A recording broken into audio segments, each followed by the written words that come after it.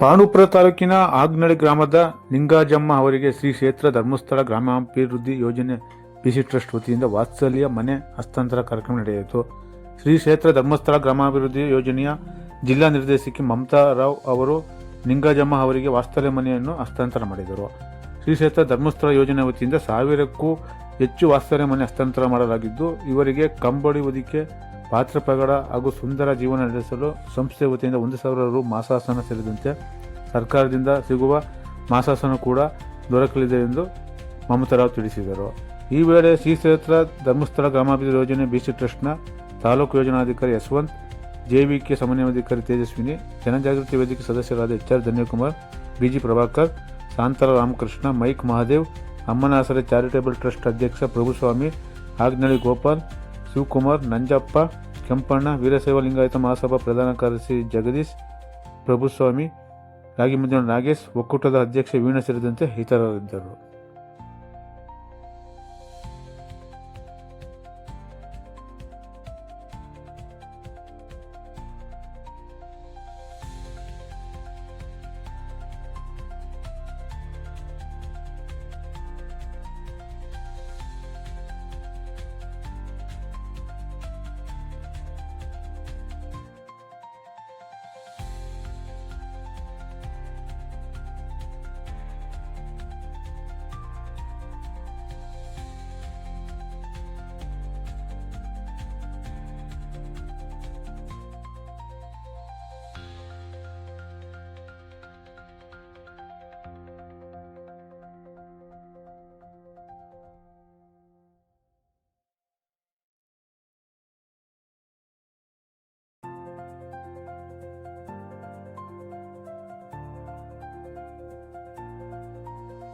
ವಾತ್ಸಲ್ಯ ಲಿಂಗಾಜಮ್ಮ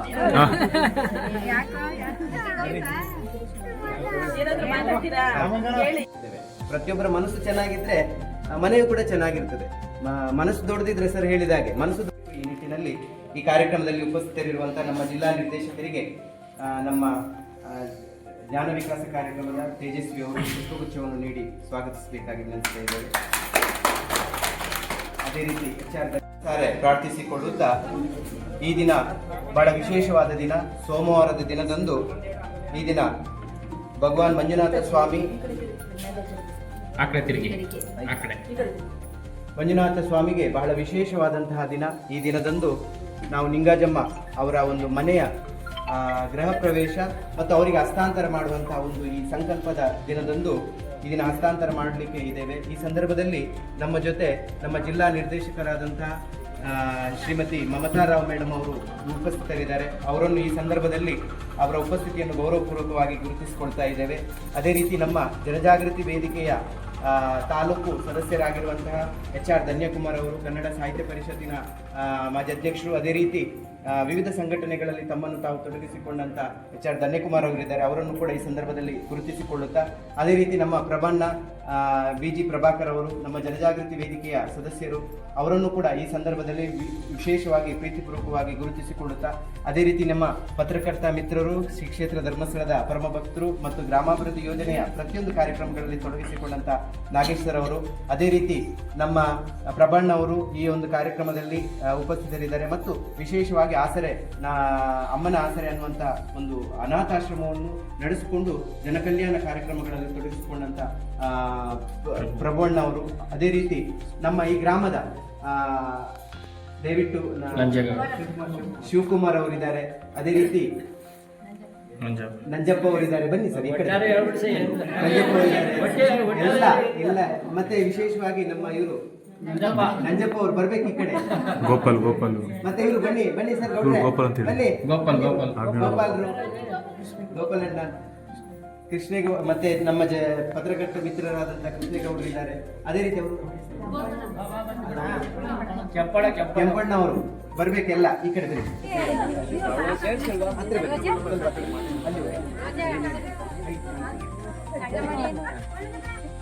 ಸರ್ ಇಲ್ಲೇ ನಿಂತು ಚೆನ್ನಾಗಿ ಬರುತ್ತೆ.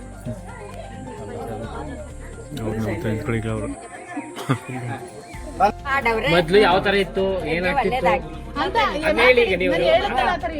ಮತ್ತೆ ಧರ್ಮಸ್ಥಳ ಸಂಘದ ಕಡೆಯಿಂದ ಒಳ್ಳೇದಾಗಿ ಮಾಡವ್ರೆ. ಮಂಜುನಾಥ ಒಳ್ಳೇದಾಗ್ಲಿ ಕಣಪ್ಪ ನನಗೆ. ನಂಗೆ ಮನೇಲಿ ಇರಕ್ಕೆ ಆಯ್ತಿಲ್ಲ, ಹಳೆ ಮನೆ ಅಂತ ಹೇಳೋದು ಎಲ್ಲ ಸಿಗುತ್ತಿತ್ತು. ಹಾಗೂ ಇಲ್ಲೆಲ್ಲ ಸೇರಿ ಅನಿಸುತ್ತೆ. ಇವರಿಗೆ ತುಂಬ ಕಷ್ಟಪಡ್ತಿದ್ರು. ಧರ್ಮಸ್ಥಳ ಸಂಘದ ಕಡೆಯಿಂದ ಮಾಡಿಕೊಡ್ತೀವಿ ಅಂತ ಅವತ್ತು ಬಂದು ಇದು ಮಾಡಿದ್ರು. ನನಗೂ ತುಂಬ ಖುಷಿ ಆಯಿತು. ಹಾಗೆ ಡೈರಿಗೂ ಇದು ಮಾಡಿಕೊಟ್ರು, ದೇವಸ್ಥಾನಕ್ಕೂ ಇದು ಮಾಡಿಕೊಟ್ರು. ತುಂಬ ಖುಷಿ ಆಯಿತು. ವಿಷ್ಣು ಮಹೇಶ್ವರ ರೇಗೋ ಹಾಗೆ ಮೊದಲಿಗೆ ಹಾಲು ಉತ್ಪಾದಕರ ಸಹಕಾರ ಸಂಘಕ್ಕೆ ಸಲಹೆಯನ್ನು ನೀಡಿ ನಮ್ಮ ಶ್ರೀ ಬಸವೇಶ್ವರ ಯುವಕ ದೇವಸ್ಥಾನಕ್ಕೆ 2 ಲಕ್ಷ ರೂಪಾಯಿನ ಅನುದಾನ ಕೊಡುವುದರ ಮೂಲಕ ಮತ್ತೆ ಒಂದು ತ್ರಿಮೂರ್ತಿ ಸ್ಥಾನದಲ್ಲಿ ಈ ನಿಂಗಾಜಮ್ಮನವನ ಬಡ ಕುಟುಂಬದ ಮಹಿಳೆಯನ್ನು ಆಯ್ಕೆ ಮಾಡಿಕೊಂಡು ಗ್ರಾಮಕ್ಕೆ ಹೆಮ್ಮೆಯನ್ನು ತಂದುಕೊಟ್ಟಿದ್ದಾರೆ. ಏಕೆಂದರೆ ನಿಂಗಾಜಮ್ಮನವರು ಅವರಿದ್ದಂತಹ ಮನೆ ನಿಜಕ್ಕೂ ಹೇಳ್ತಿರೋದು. ಈಗ ಒಬ್ಬ ವ್ಯಕ್ತಿಗೆ ಏನು ಬೇಕು ಮೂಲಭೂತ ಸೌಕರ್ಯ ಅಂದರೆ ಮೇಡಮ್ ಅವರು ಹೇಳ್ದಂಗೆ ತಿನ್ನಕ್ಕೆ ಅನ್ನ ಬೇಕು, ಹಾಕೊಳ್ಳಕ್ಕೆ ಬಟ್ಟೆ ಬೇಕು, ಜೀವನ ಮಾಡೋಕ್ಕೆ ಮನೆ ಬೇಕು. ಆ ಮೂರನ್ನು ಕೂಡ ಒಂದೇ ಸೂರಿನಡಿ ಗ್ರಾಮೀಣಾಭಿವೃದ್ಧಿ ಸಂಘದವರು ಮತ್ತು ಈ ಮಹಿಳಾ ಒಕ್ಕೂಟದವರು ನಿಂಗಜಮ್ಮನವರ ಆಯ್ಕೆ ಮಾಡಿದ್ದಾರೆ. ಅದು ಅಲ್ಲದೆ ವಾತ್ಸಲ್ಯ ಅಂದರೆ ಪ್ರೀತಿ, ವಾತ್ಸಲ್ಯ ಅಂತ ಕೊಟ್ಟಿರೋದು ಪ್ರೀತಿ. ಆ ಮನೆಯಲ್ಲಿ ಯಾವಾಗಲೂ ಕೂಡ ಪ್ರೀತಿ ನೆಲೆಸಲಿ ಅಂತ ಆ ಒಂದು ನಿಲಯಕ್ಕೆ ವಾತ್ಸಲ್ಯ ಎಂದು ನೇಮನ ಇಟ್ಟಿದ್ದಾರೆ. ಆ ನಿಂಗಾಜಮ್ಮನವರ ಆಯಸ್ಸು, ಆರೋಗ್ಯ, ಐಶ್ವರ್ಯ ಎಷ್ಟು ದಿನ ಇರ್ತಾರೋ ಅಷ್ಟು ದಿನದವರೆಗೆ ಚಿರಾಯಾಗಿರಲಿ ಅಂತ ಹೇಳ್ತಾ, ಅದೇ ನಮ್ಮ ಯಶವಂತರಾಜು ನಿಜವಾಗ್ಲೂ ನಮಗೆ ತುಂಬ ಖುಷಿ. ಏಕೆಂದರೆ ನಾವು ದೇವಸ್ಥಾನ ಮಾಡುವಾಗ ಅವ್ರನ್ನ ಎಲ್ಲೋ ಫೋನಲ್ಲಿ ಕಾಂಟ್ಯಾಕ್ಟ್ ಮಾಡಿದ್ದೆ ನಾನು. ಆಯಿತು ಬಿಡಿ ಸರ್ ನಾನು ಮಾಡ್ಕೊಡ್ತೀನಿ ಅಂದ್ಬಿಟ್ಟು ನಮ್ಮ ಧರ್ಮಸ್ಥಳಕ್ಕೆ ವೀರೇಂದ್ರ ಹೆಗಡೆಯವ್ರ ಹತ್ರ ಕಳಿಸಿ ಯಾವ ರೀತಿ ಸಲಹೆ ಬೇಕೋ ಎಲ್ಲನೂ ತಗೊಂಡು 15 ದಿನದಲ್ಲಿ ನಮಗೆ 2 ಲಕ್ಷ ಚೆಕ್ಕನ್ನು ವಿತರಣೆ ಮಾಡಿದರು. ಅವ್ರಿಗೂ ಕೂಡ ಮತ್ತು ಮೇಡಮ್ ಅವ್ರಿಗೂ ಕೂಡ ಈ ಒಂದು ಗ್ರಾಮಸ್ಥರ ಪರವಾಗಿ ಮತ್ತು ನಿಂಗಜಮ್ಮನವರ ಪರವಾಗಿ ವೈಯಕ್ತಿಕವಾಗಿ ಅವರಿಗೆ ಹೃತ್ಪೂರ್ವಕ ಧನ್ಯವಾದಗಳನ್ನು ಅರ್ಪಿಸ್ತೇನೆ.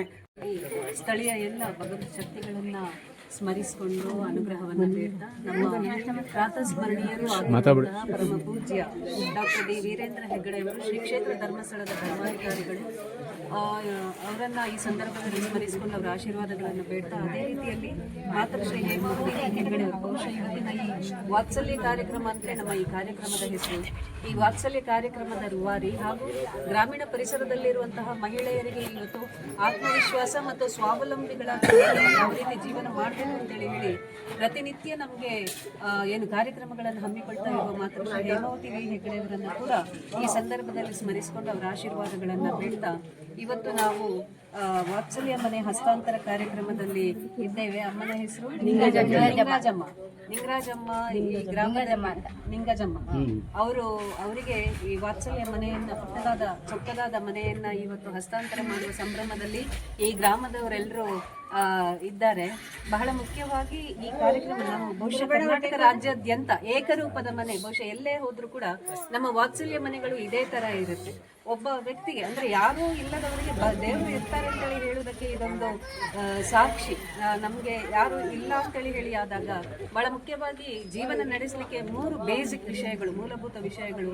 ತಲೆ ಮೇಲೊಂದು ಸೂರು ಬೇಕೇ ಬೇಕು, ಹೊಟ್ಟೆ ತುಂಬ ಆಹಾರ ಬೇಕು, ಹಾಕೊಳ್ಳಿಕ್ಕೆ ಬಟ್ಟೆ ಬೇಕು. ಈ 3 ಮೂಲಭೂತ ಅವಶ್ಯಕತೆಗಳನ್ನ ಇವತ್ತು ವಾತ್ಸಲ್ಯ ಕಾರ್ಯಕ್ರಮದ ಅಡಿಯಲ್ಲಿ ಅಮ್ಮನವರು ಒದಗಿಸಿಕೊಡ್ತಾ ಇದ್ದಾರೆ. ಯಾರೇ ಆಗಲಿ ಅದರಲ್ಲಿ ಯಾವುದೇ ಜಾತಿ ಮತ ಭೇದ ಇಲ್ಲವೇ ಇಲ್ಲ. ಸಂಕಷ್ಟದಲ್ಲಿ ಇರುವಂತಹ ಯಾರೂ ಇಲ್ಲದೆ ಇದ್ದು ಸುಮ್ಮನೆ ಎಲ್ಲೋ ಯಾರ್ದೋ ಮನೆ ಆಸರೆ ಪಡ್ಕೊಂಡು ಜೀವನ ಮಾಡ್ತಾ ಇರುವಂತಹ ಹಿರಿಯ ಜೀವಿಗಳಿಗೆ ಇಂತಹ ವಾತ್ಸಲ್ಯ ಮನೆಯನ್ನು ಕಟ್ಟಿಕೊಟ್ಟು ಅವರ ಉಳಿದಂತಹ ಆಯುಷ್ಯದಲ್ಲಿ ಅವರು ನೆಮ್ಮದಿಯಿಂದ ಆರೋಗ್ಯದಿಂದ ಜೀವನ ಮಾಡಬೇಕು ಅಂತ ಹೇಳುವ ಒಂದೇ ಒಂದು ಉದ್ದೇಶ ಹಾಗೂ ಚಿಂತನೆ, ಬಹಳ ಒಳ್ಳೆಯ ಚಿಂತನೆ. ಆ ಮೂಲಕ ಇವತ್ತು ಮೂರ್ತ ರೂಪವಾಗಿ ನಮಗೆ ಈ ವಾತ್ಸಲ್ಯ ಮನೆ ಎದ್ದು ನಿಂತಿದೆ. ಇದಕ್ಕೆ ಬೇಕಾಗುವ ಎಲ್ಲ ವ್ಯವಸ್ಥೆ ಅಂದ್ರೆ ಒಬ್ಬರಿಗೆ ಉಳ್ಕೊಳ್ಳಿಕ್ಕೆ ಬಹುಶಃ ಒಂದು ಮಲಗಲಿಕ್ಕೆ ಬೇಕಾಗುವಂತಹ ಮಂಚ ಏನಿದೆ ಅದನ್ನ ಮಾಡ್ತಾ, ಒಂದು ಅಡುಗೆ ಮಾಡ್ಲಿಕ್ಕೆ ಒಂದು ವ್ಯವಸ್ಥೆ, ಹಾಗೆ ಸ್ನಾನ ಹಾಗೂ ಶೌಚ ಮಾಡ್ಲಿಕ್ಕೊಂದು ಮನೆಯೊಳಗೆ ವ್ಯವಸ್ಥೆ, ಹಾಗೆ ಇದಕ್ಕೆ ಬೇಕಾಗುವ ಎಲ್ಲ ವ್ಯವಸ್ಥೆಗಳನ್ನ ಮತ್ತೆ ಅವರ ಮನೆಗೆ ಬೇಕಾಗುವ ಕೆಲವೊಂದು ಪಾತ್ರೆಗಳಿರ್ಬೋದು, ಬೆಡ್ಶೀಟ್ಗಳು, ಇಂಥದ್ದನ್ನೆಲ್ಲ ಈ ವಾತ್ಸಲ್ಯ ಕಾರ್ಯಕ್ರಮದ ಅಡಿಯಲ್ಲಿ ಒದಗಿಸಿಕೊಂಡು ಅವರು ಸ್ವಾವಲಂಬಿಯಾಗಿ ನೆಮ್ಮದಿಯಾಗಿ ಹಾಗೂ ಅವರಿಗೆ ಮಾಸಾಶನ ತಿಂಗಳಿಗೆ 1,000 ರೂಪಾಯಿ, ಹಾಗೆ ಅವರ ಜೀವನ ನಿರ್ವಹಣೆಗೆ ಬೇಕಾಗುವಂತಹ ಮಾಸಾಶನ, ಹಾಗೆ ಸರ್ಕಾರದಿಂದ ಕೂಡ ಅವರಿಗೆ ಮಾಸಾಶನ ಸಿಗುತ್ತೆ. ಅದು ಸಿಗ್ತದೋ ಇಲ್ವೋ ಅಂತ ನೋಡಿಕೊಂಡು ಸಿಗದೇ ಇದ್ರೆ ಅದನ್ನು ಕೂಡ ಸಿಗುವ ರೀತಿಯಲ್ಲಿ ನಮ್ಮ ಸಮನ್ವಯಾಧಿಕಾರಿಗಳು ಮಾಡ್ತಾರೆ. ಸೊ ಅಂತಹ ಒಂದು ಅವರು ನೆಮ್ಮದಿಯಿಂದ ಜೀವನ ಮಾಡಬೇಕು ಅಂತೇಳಿ ಹೇಳಿ ಈ ಕಾರ್ಯಕ್ರಮವನ್ನು ಇವತ್ತು ಅಮ್ಮನವರು ಹಮ್ಮಿಕೊಂಡು ಇವತ್ತು ನಮ್ಮ ನಿಂಗಜಮ್ಮನವರಿಗೆ ಈ ಮನೆ ಹಸ್ತಾಂತರ ಮಾಡ್ತಾ ಇದ್ದೇವೆ. ಅವರು ಇನ್ನು ಮುಂದಿನ ಅವರ ಬದುಕಿನಲ್ಲಿ ಏನು ನೆಮ್ಮದಿಯಿಂದ ಬಹಳ ಒಂದು ಆಕ್ಟಿವ್ ಆಗಿರುವಂತಹ ಲೇಡಿ ಅಂತ ನಾನು ಅಂದ್ಕೊಳ್ತೇನೆ. ಓಡಾಡ್ಕೊಂಡು ಎಲ್ಲರಿಗೂ ಮಾದರಿ ಆಗ್ತಾರೆ. ಯಾಕಂದ್ರೆ ಎಷ್ಟೇ ಕಷ್ಟ, ತೊಂದರೆ, ನಷ್ಟಗಳು ಆದ್ರೂ ಕೂಡ ನಗನಗತ ಜೀವನ ಮಾಡಬೇಕು ಅಂತ ಹೇಳಿ ಬಹುಶಃ ನಿಂಗಜಮ್ಮನ ನೋಡಿ ಕಲಿಬೇಕು ಅಂತ ಹೇಳಿ ಹೇಳ್ತಾ, ಹಾಗಾಗಿ ಅವರ ಮಾದರಿ ಮಹಿಳೆ ಅಂತ ಹೇಳಿ ಕೂಡ ಈ ಸಂದರ್ಭದಲ್ಲಿ ಹೇಳ್ತಾ, ಇನ್ನು ಮುಂದಿನ ದಿನಗಳಲ್ಲಿ ಅವರ ಜೀವನ ಪಾವನ ಆಗ್ಲಿ, ನೆಮ್ಮದಿ ಇರ್ಲಿ, ಮತ್ತೆ ಸಂತೋಷದಿಂದ ಇರಲಿ. ಖಂಡಿತ ಮಂಜುನಾಥ ಸ್ವಾಮಿಯ ಅನುಗ್ರಹ ಹಾಗೂ ಆಶೀರ್ವಾದ ಅವರ ಮೇಲೆ ಸದಾ ಇರಲಿ. ಹಾಗೂ ಬಹುಶಃ ಅಮ್ಮನವರಿಗೆ, ನಿಮ್ಗೆ ಬಹುಶಃ ಅಮ್ಮನವ್ರ ಹತ್ರ ಮಾತಾಡ್ಬೇಕು ಅಂತ ಅನ್ನಿಸಿದ್ರೆ, ಅಮ್ಮನವರು ಸಿಗದಿದ್ರು ಒಂದು ಹೀಗೆ ಮಾತಾಡಿದ್ರೆ ನಾವು ವಿಡಿಯೋ ಮಾಡಿ ಅಮ್ಮನವರಿಗೂ ಕಳಿಸೋಕೆ ಆಗುತ್ತೆ. ಅದು ಯಾವಾಗ ನಿಮ್ಗೆ ಮನ್ಸಾಗುತ್ತೆ ಅದು ನಮ್ಮ ಇವ್ರ ಹತ್ರ ಹೇಳಿ ಅವರು ವಿಡಿಯೋ ಮಾಡಿ ಅಮ್ಮನವರಿಗೆ ಸಂದೇಶ, ನಿಮ್ಮ ಸಂದೇಶವನ್ನ ತಲುಪಿಸ್ತಾರೆ. ಅಂದ್ರೆ ಅಮ್ಮನವರಿಗೆ ಇಲ್ಲಿ ಬರ್ಲಿಕ್ಕೆ ಕಷ್ಟ, ಆದ್ರೆ ನೀವು ಥ್ರೂ ವಿಡಿಯೋ ಮೂಲಕ ಅಮ್ಮನವರಿಗೆ ನಿಮ್ಮ ಸಂದೇಶವನ್ನ ಹೇಳ್ಬಹುದು. ಅದು ಯಾವಾಗ ನಿಮ್ಗೆ ಆಗ್ತದೆ, ಇವತ್ತೇ ಬೇಕು ಅಂತಿಲ್ಲ, ಅದನ್ನು ಕೂಡ ಮಾಡ್ಬೋದು. ಈ ರೀತಿಯಾಗಿ ಅಮ್ಮ ನಿಮ್ಮ ಜೊತೆ ಯಾವತ್ತಿಗೂ ಕನೆಕ್ಟ್ ಅಲ್ಲಿ ಇರ್ತಾರೆ. ನಿಮ್ಗೆ ಅವರಿಗೆ ಸಂಪರ್ಕ ಇಲ್ಲದಿದ್ರೂ ಪರವಾಗಿಲ್ಲ, ಆದ್ರೆ ಈ ರೀತಿಯಾಗಿ ಕೂಡ ಅಮ್ಮನವರ ಜೊತೆ ನೀವು ಸಂವಾದ ಮಾಡಬಹುದು ಅಂತ ಹೇಳಿ ಈ ಸಂದರ್ಭದಲ್ಲಿ ಹೇಳ್ತಾ, ಬಹುಶಃ ರಾಜ್ಯಾದ್ಯಂತ ಸುಮಾರು 1,000ಕ್ಕೂ ಮಿಕ್ಕಿ ಇಂತಹ ವಾತ್ಸಲ್ಯ ಮನೆಯನ್ನ ಇವತ್ತು ಹಸ್ತಾಂತರ ಮಾಡಿದ್ದೇವೆ. ಖಂಡಿತವಾಗಿ ಈ ಭಾಗದಲ್ಲಿ ಇಂತಹ ಅವಶ್ಯಕತೆಗಳು ಇದು ಮಾತ್ರ ಅಲ್ಲದೆ ಇನ್ನು ಬೇರೆ ಏನಾದ್ರೂ ನೀವು ಹಾಲು ಉತ್ಪಾದಕರ ಸಹಕಾರಿ ಸಂಘಗಳನ್ನ ಮಾಡಿದ್ರೆ, ಸಮುದಾಯ ಭವನ ನಿರ್ಮಾಣ ಇರಬಹುದು, ಶಾಲೆಗಳಿಗೆ ಬೇಕಾಗುವ ವ್ಯವಸ್ಥೆ ಇರಬಹುದು. ಯಾಕಂದ್ರೆ ಗ್ರಾಮದಲ್ಲಿ ಮೂಲಭೂತ ಸೌಕರ್ಯಗಳು ಇರಬೇಕು. ಜನಜೀವನ ಸೌಲಭ್ಯ ವಂಚಿತರು ಯಾರು ಇರಬಾರ್ದು, ಎಲ್ಲರಿಗೂ ಸೌಲಭ್ಯಗಳು ಇರಬೇಕು ಅಂತ ಹೇಳುವ ದೃಷ್ಟಿಯಲ್ಲಿ ಈ ಎಲ್ಲ ಯೋಜನೆಗಳನ್ನು ಪೂಜ್ಯರು ತಂದಿದ್ದಾರೆ. ಸೊ ಆ ಎಲ್ಲ ಯೋಜನೆಗಳಿಗೆ ತಮ್ಮ ಊರವರ ಸಹಕಾರ ಬಹಳ ಚೆನ್ನಾಗಿದೆ ಅಂತ ಹೇಳಿ ನಮಗೆ ಯೋಜನಾಧಿಕಾರಿಗಳು ಹೇಳಿದ್ರು. ಬಹಳ ಅಮ್ಮ ನಿಂಗಜಮ್ಮನಿಗೆ ಮನೆ ಮಾಡಿ ಕೊಟ್ಟದ್ದು ಊರವರಿಗೆಲ್ಲ ಸಂಭ್ರಮ ಅಂತ ಹೇಳಿ ಹೇಳಿದ್ರು. ಅದನ್ನ ನಿಮ್ಮನ್ನು ನೋಡುವಾಗ ಗೊತ್ತಾಗುತ್ತೆ. ಸೊ ಇಂತಹ ಒಂದು ಸಮನ್ವಯತೆ, ಸದ್ಭಾವನೆ ಏನಿದೆ ಅದು ಇನ್ನೊಂದು ಊರಿಗೆ ಮಾದರಿ ಆಗ್ಬೇಕು ಅಂತ ಹೇಳಿ ನಮ್ಮದು ಕೂಡ ಆಸೆ. ಹಾಗಿರುವಾಗ ಈ ಒಗ್ಗಟ್ಟು, ಈ ಒಂದು ಒಳ್ಳೆಯ ಮನಸ್ಥಿತಿ ಏನಿದೆ ಅದು ಯಾವತ್ತಿಗೂ ಈ ಗ್ರಾಮದಲ್ಲಿ ಹೀಗೆ ಇರಲಿ ಅಂತ ಹೇಳಿ ಹೇಳ್ತಾ